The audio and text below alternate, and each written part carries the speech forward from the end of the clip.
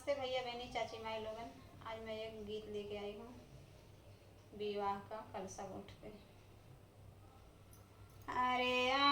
अरे माड़ाए में नंदो बैठिनी कलसा गोठन के। अरे कलसा गोठन के। अरे काले बू मोरे नंदो कलसा के गोठाई जी। अरे काले बू मोरे नंदो कलसा के गोठाई जी।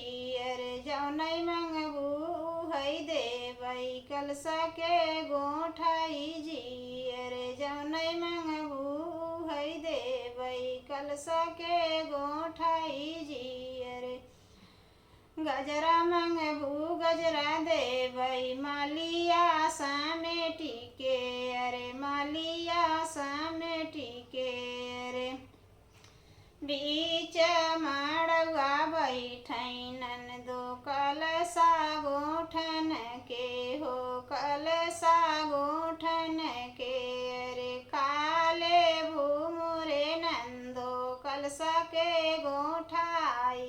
अरे काले भू मोरे नंदो कलसा की गोठाई। अरे जौनई मंगबू है देवई कलसा के गोठाई।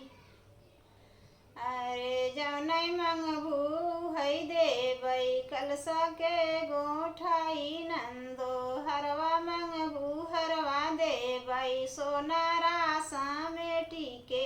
अरे सोनारा सामेटी के।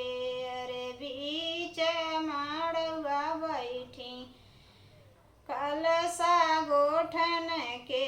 अरे बीच माड़वा बैठी नंदो कलसा गोठन के। अरे काले भू मोरे नंदो कलसा के गोठाई। अरे काले भू मोरे नंदो कलसा के गोठाई। अरे चूड़िया मंगबू चूड़िया देवई चूड़ी हरवा सामेटी के। अरे चूड़िया मंगबू चूड़िया देवई चूड़ी हरवा सामेटी के। अरे बीच माड़वा बैठी नंदा कलसा गोठन के। अरे बीच माड़वा बैठी नंदा कलसा गोठन के। अरे काले भू मोरे नंदो कलसा के गोठाई। अरे काले भू मोरे नंदो कलसा के गोठाई। अरे लहंगा मंगबू लहंगा देवई बाजा जवा सामेटी के। बाजा जवा सामेटी के। अरे बीच माड़वा बैठी नंदो कलसा गोठन के हो कलसा गोठन के। अरे सड़िया मंगबू सड़िया देवई बाजा जवा सामेटी के। अरे सड़िया मंगबू सड़िया देवई बाजा जवा सामेटी के।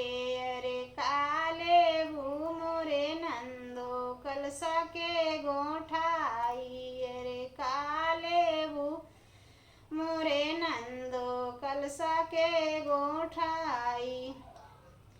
अरे बीच माड़वा बैठी नंदो कलसा गोठन के हो कलसा गोठन के। अरे काले भू मोरे नंदो कलसा के गोठाई। अरे काले भू मोरे नंदो कलसा के गोठाई।